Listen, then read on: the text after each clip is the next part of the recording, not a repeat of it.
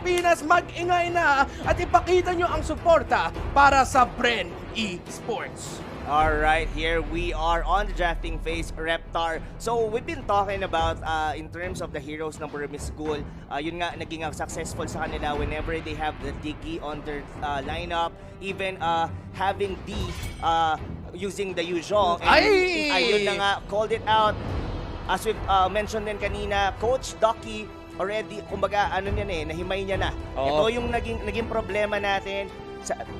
Wag na nating pahirapan pa ang ating mga sarili, ban it out. Ang dami rin kasi talagang nakakancel ng isang Digi. Even with the RRQ, yung hindi nila fully utilize yung kanilang Sylvana. Ang daming mga AoE and crowd controls na kinakancel nitong Digi na even na kahit patay siya, nagkakaroon pa rin talaga siya ng ambag sa team in terms of vision. Tapos ang spell pa na ginagamit ng Digi ng Burmese Ghoul is Aegis. Yeah, and with that, Bren Esports and Burmese Ghouls, pwede natin sabihin that sila yung dalawang teams na to na actually very similar yung mga playstyle nila.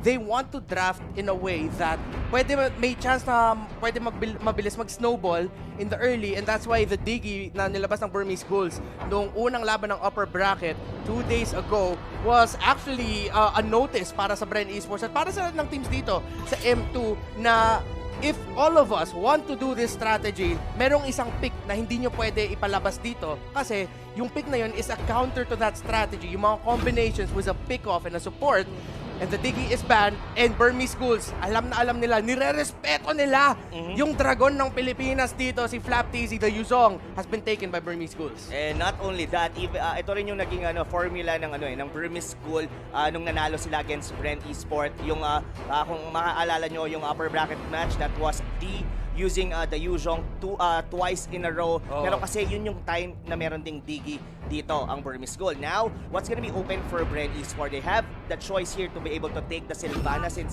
tinanggal na naman but Basha. We've seen this by Plat PC na ginagamit sa side lane, but Matilda. Yeah, as well.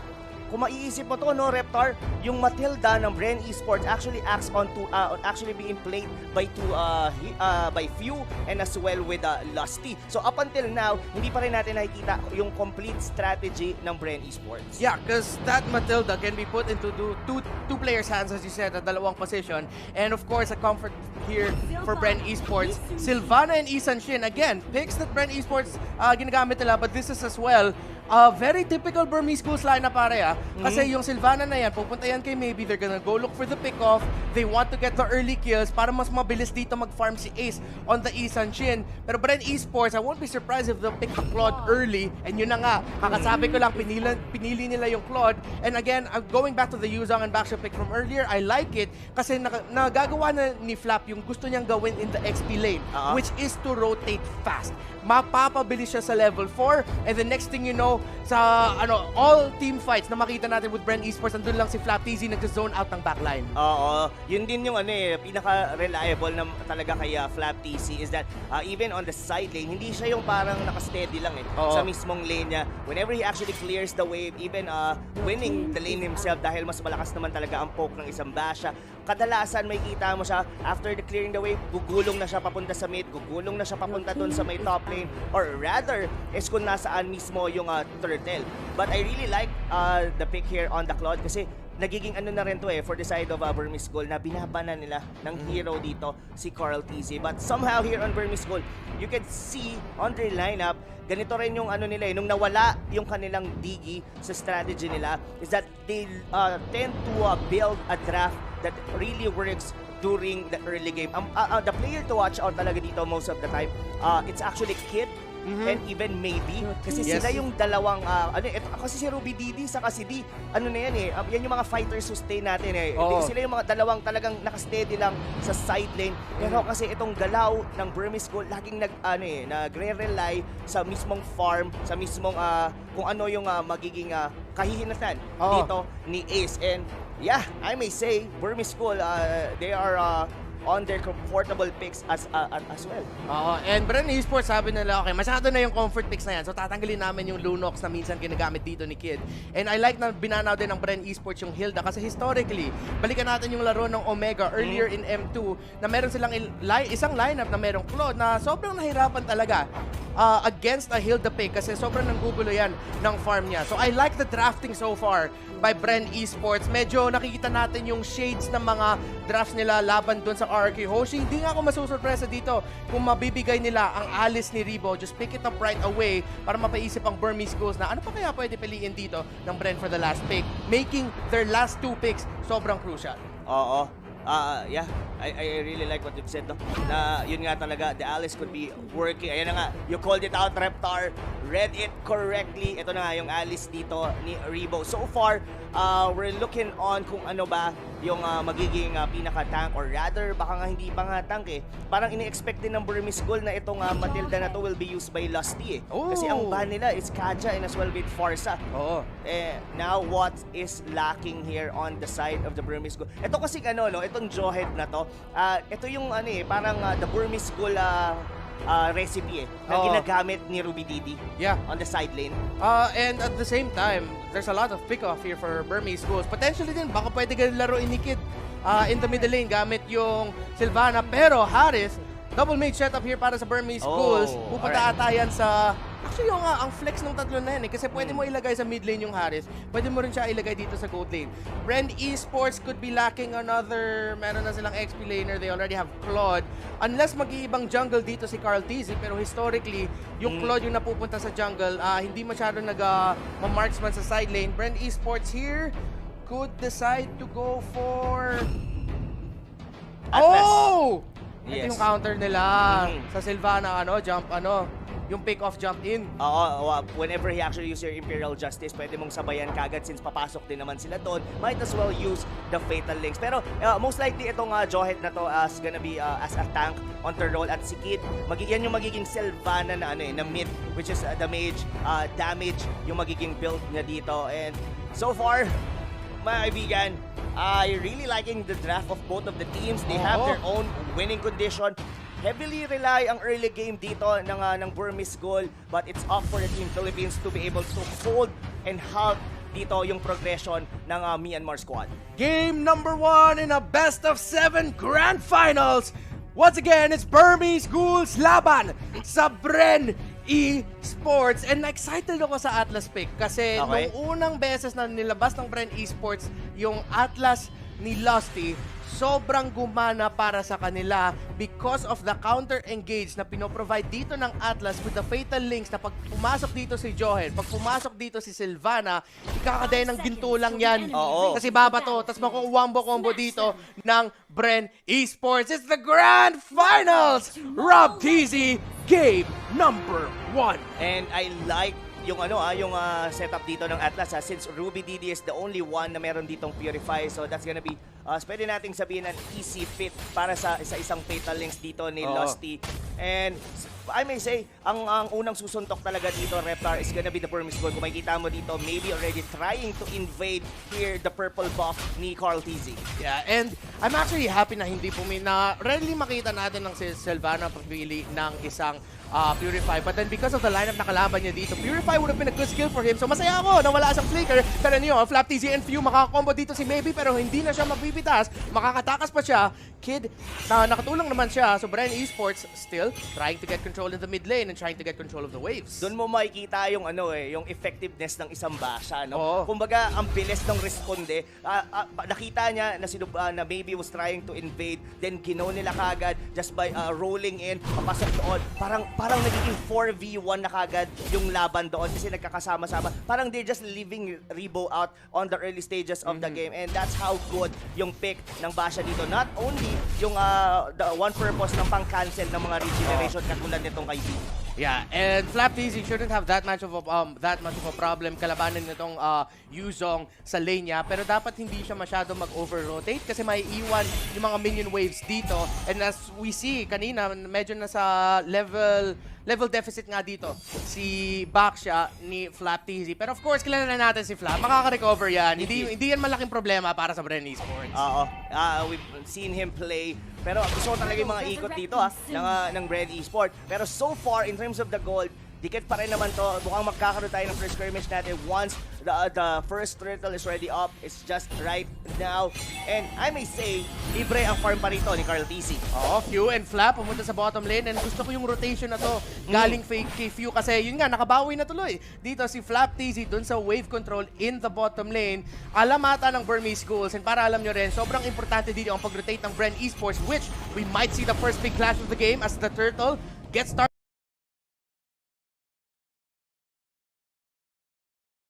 out by Bren Esport. Si Flat TZ gumulong na pero na-force out na nga yung Black Dragon form dito. So hindi masyado makakadisrupt si D kung gusto pumasok ni Carl TZ pero sa likod si Carl TZ ang mahuhuli yata. First blood mapupunta sa Burmese Ghouls pero okay lang yan.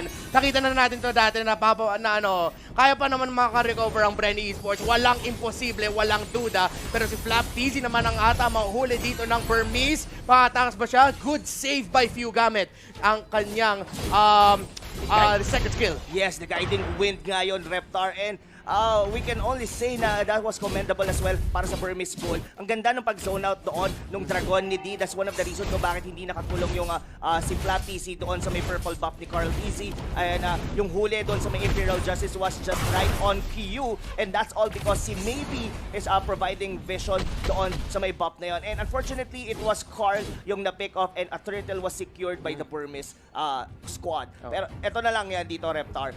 In terms of winning condition, alam natin that Burmese Ghoul, they are gonna be, alam natin sila yung susuntok. Sila yung malakas talaga on the early game. As per Bren Esport, this is a very scaling type of lineup and we all know na once Carl TC hits its power spike, na yung sumakit na yung kanyang Blazing Duet and Rebo got enough orbs to sustain dito yung mga members ng Burmese Ghoul. I may say, we could be able to win from there. Maaga pa naman eh. Pang late game tayo guys, pero hindi naman sa sobrang kailangan natin maghintay as si Rebo ang nahuli doon. Kailangan gawin ng Burmese Ghouls kasi masyado nila napabayaan si Kuya Rebo doon eh. Ang ganda na nga ng bawas ni Rebo doon sa top lane tower doon kasi yun nga, nag-rotate si Ruby Didi yung Harris para makatulong doon sa first turtle take. Pero Bren Esports still taking it easy. Hindi pa naman masyadong malaki yung goal line dito ng Burmese Ghouls. So guys, easy lang. Kaya pa natin to. A Circling Eagle ginamit dito ng Few. It could be the first kill para sa Bren Esports. Isa para sa Bren. Few napitas ang jawhead ni Maybe. Yun na yun eh. It's actually, yun talaga yung pauulit-ulitin na gagawin ng jawhead doon. Just to give vision to pahirapan dito si Carl TC to get his buff. Meanwhile, on the top lane, this might be the first turret na mababasag dito for the side of the Burmese Ghoul. And so far here, Reptar, in terms of gold, 1,000 lead, given naman yan, sila yung unang nakakuha ng Lord. Pero sumasabay dito, in terms of rotation dito, yung mga tropa natin from Bren Esport. Pero ito kasi yan eh, hindi pwedeng ibigay natin lahat eh. Ang pinakamahalaga dito ngayon, Reptar, is that hindi maubos yung mga resources. Pero ito na, bakbakan na naman dito. Isang malaking bakbakan, si Kate papasok dito, si Few nababawasan na, pero Bren Esports lumalaban pa. That's gonna be a kill for backshot. Flap TC dun sa likod, si Rebo as well. Maybe yung target nila dito, Black Dragon form. Ito na si D, that's gonna be kill for Rebo. Dalawa na wala sa Burmese Ghouls, isa lang para sa Bren Esports. Flat TC lumalaban pa, ginagamit ang shield unity para makatakas, pero andon na nga ang Burmese Ghouls as Carl TC and Bren Esports pinofocus nila yung pagong sino makakuha dito, saan makakuha ng Bren. Retribution secured by Carl TC.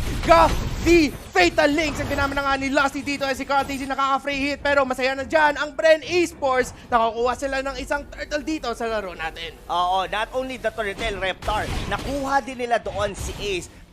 Medyo naging awkward yung position doon nila Flap TC together with Rebo. Pero that's all, okay lang yun. Kahit napitas pa nga doon yung Basha. Kasi napatay nila doon si Ace. Meaning to say, medyo nakabawi tayo doon sa jungler ng Burmese Ghoul. And we've also taken down doon si Maybe. So ngayon, in terms of scaling, dikit na ngayon ang goal dito ng dalawang team. And so far, Burmese Ghoul, since they are the one talaga na aasahan mo on the early game, nasasabayan ng Bren Esports. And si Rebo dito hindi makakatakas, na huli siya ng Imperial Justice, pero okay lang, Bren Esports. Alam naman nila, parte lang yan naman ng laro. Kaya pa yan. Okay pa. We got this. Okay pa, we got this. And pinapakita naman ng Burmese Ghouls na respeto nila kay Bren kasi especially kay Rebo eh. Isa siya sa pwede mag-comeback dito para sa Bren Esports. Flap mahuhuli sa baba, nahuli din sa taas si Lusty. Pero, don't worry, Carl TZ, one half of the TZ brothers, buhay pa dito at nakaka-farm. And again, Kuya Rob, remind lang natin ng mga viewers natin, late game lineup tayo. Tingnan mo nga yung damage na nilalabas si Carl TZ.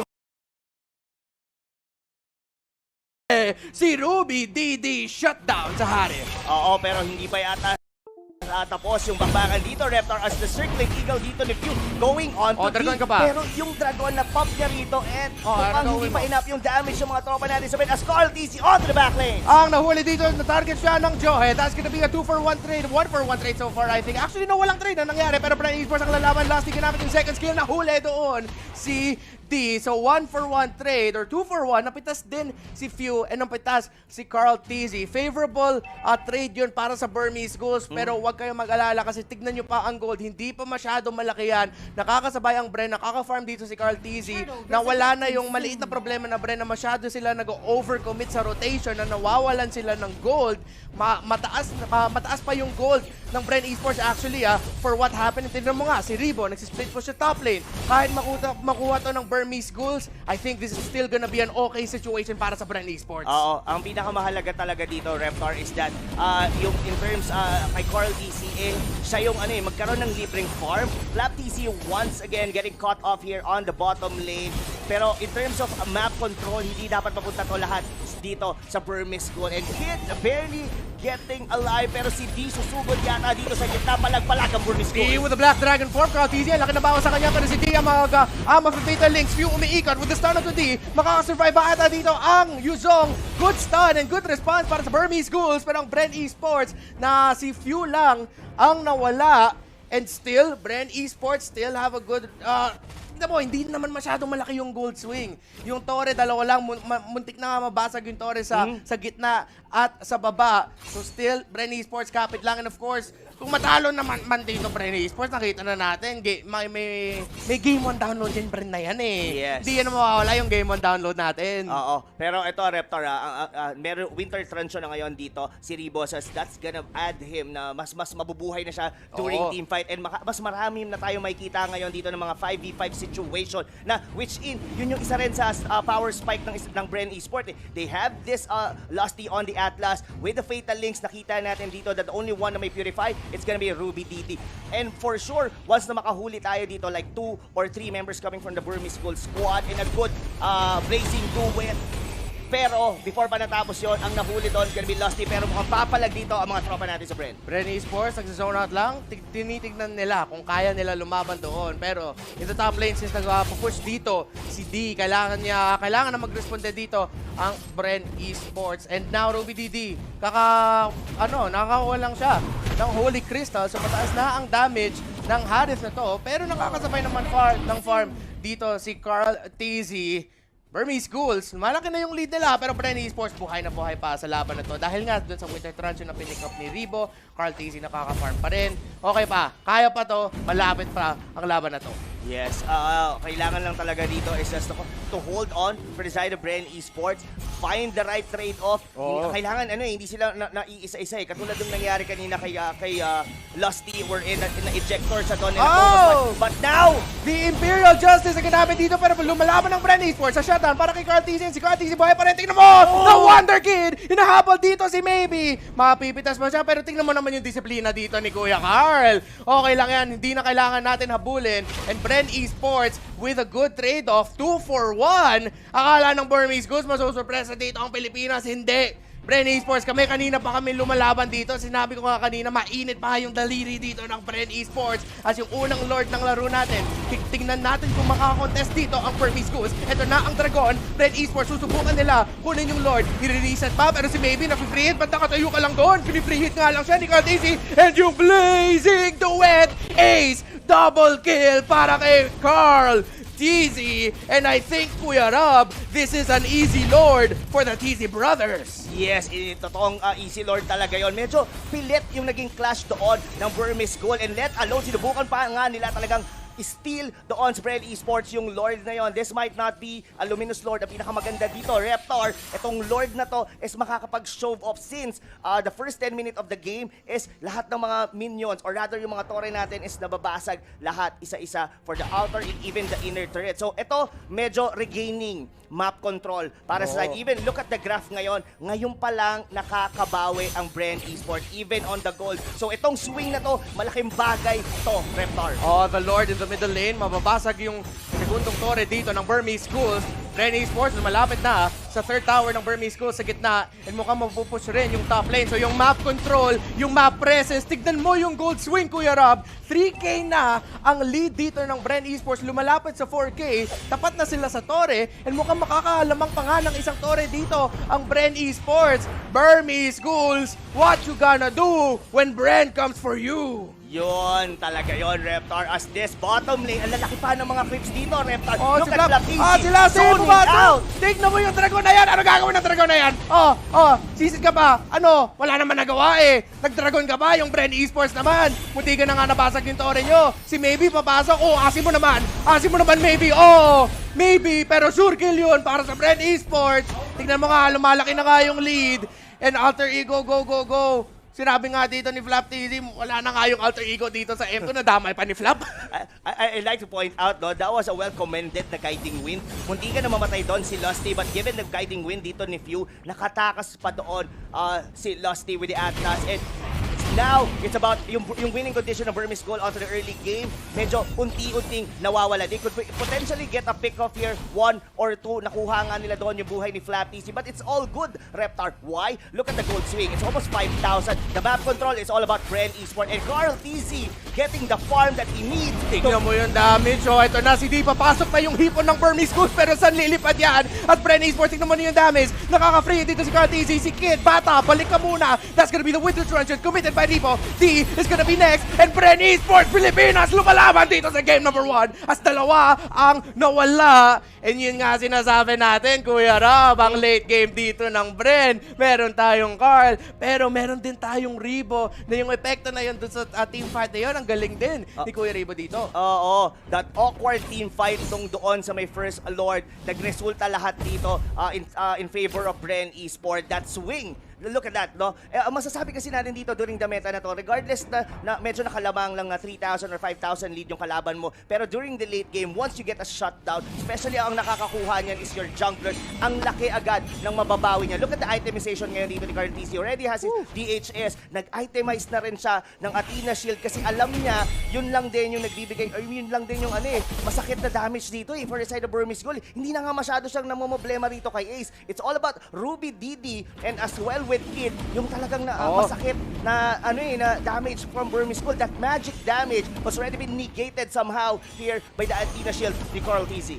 And now Burmese Ghouls, nakita natin yung yung mahirap dun sa lineup nila na wala silang, other than the Jawhead and maybe the Sylvana, wala silang masyadong pang-lockdown sa mga malikot na heroes dito ng Bren Esports. Meron tayong Matilda, meron tayong Alice, meron tayong Claude. As Bren Esports lumalapit dito mo kami bakbakan si Flaptisi ang mahuhuli. Si D nasa zone out, pero ito na yung Bren. Walang takot.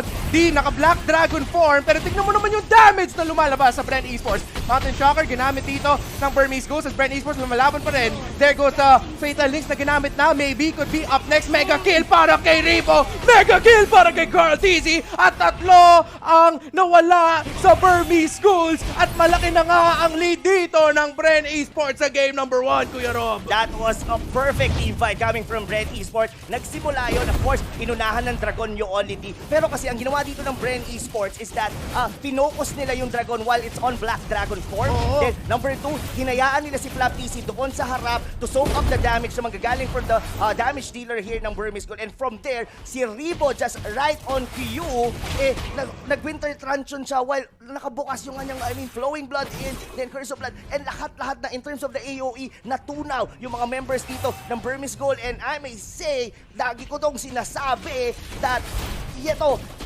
itong Lord na to, posible might actually be na-nail on the coffin dito ng mga tropa natin from Myanmar. 1-0 nyo na yan, Bren Esports. Ang ganda ng lead nyo. Hindi na hinto ng Burmese Ghouls dito si Carl TZ and Mr. Most Decorated sa buong mundo, si Ribo. Ang ganda ng galaw niya dito sa Grand Finals natin. Nakita talaga natin yung yung experience dito ni Ribo. Yung yung ilang taon na siya naglalaro ng Mobile Legends, yung mga ginagawa niya parang experience mo lang yan makukuha eh. Hindi yan talent eh. Yun yung skill talaga na after years of playing so much Mobile Legends yung na-perform dito ni Kuya Ribo. It's really waving Reptar as the tower here on the top lane dito ng Burmese Ghoul ay mababasag na. Pero si Flap TZ will be zoning out the members here ng Burmese Ghoul. Bren Esports, disiplina lang. Focus lang yung mga tore dito. Going for the jungle control as well. Tingnan mo nga, hindi sila makadepensa ng mga tore. Isang tore na lang ang nakatayo dito para sa Burmese Ghouls.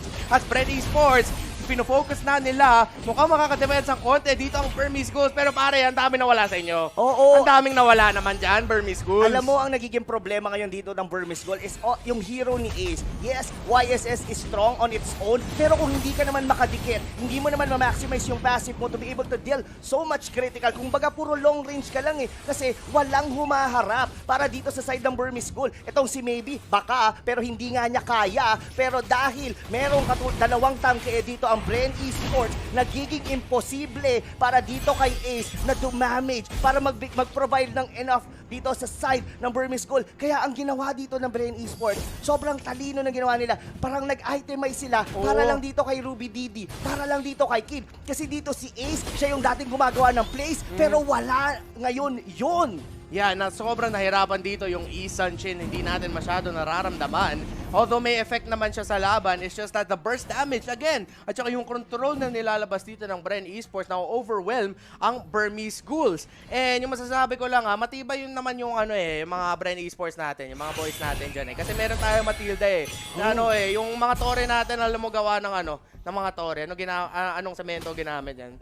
Hindi ko masabi, pero kung may semento man na hindi bastang natitibag, yun. Kuya Reptar. Yung gliding eagle cement ni Matilda. Gliding cement. Gliding eagle cement. Gliding cement. Pero kasi, I mean, ano ba ang pambansang ibon ng Pilipinas? Yung agila. The agila. The Philippine Eagle. The Philippine Eagle ngayon ay hawak ng idol ng mga kids, of course, si Fiu. So, kung mapapansin mo nga yung hindi nga takot pumasok tong Matilda na to even on the team fights Ganon ka-confident ngayon dito yung mga tropa natin from Bren Esport. Yung lamang dito, just 6,000 lead. Pero ngayon, mapapansin mo, Burmese Ghoul, hindi nga sila makapag-face check dahil alam nila na pwede silang ma-pick off dito. It was Lusty all over again! Double fatal link na nilabas dito nila. Here comes the blazing the wet as well. Gliding win para kay Cartesi. Hinabot siya dito ni Maybe. That's gonna be kill for few. Ang daming skills na binabato. Pero si Ruby Didi ang matitimba dito. Tingnan mo naman si Maybe. Pops si Immortality. Nahuli si Ruby Didi. Ang dalawa na lang ang nawala doon sa Burmese Ghouls. Pero tatlo. Tingnan mo naman yung health nila. Tingnan mo naman yung base ng Burmese Ghouls. At tingnan mo naman ang Bren Esports na shutout si Cartesi. Pero meron naman tayong Flap TZ. Si Ace binato ata doon. And Maybe is gonna try to defend that last turret. Wala na kayong tore. Wala na kayong laban dito sa Bren Esports. Isulat nyo na to. This is gonna be a game. Susubukan na nila tapusin si Ace at Maybe na lang depensa. Pero tingnan mo naman dito si Ribo. Tingnan mo naman si Maybe na wala. Si Ace na lang ang naiwan. At game number 1 ay mapupunta sa Pilipinas. Tingnan mo, flex si Ribo. Hindi yun stress, pre. Flex. Flex lang. Oh my, Reptar, I may say, whenever Bren Esports, I don't wanna jinx it. Pero most of the time, pag ang Bren Esports, they got their groove, nagtutuloy-tuloy. But this is a very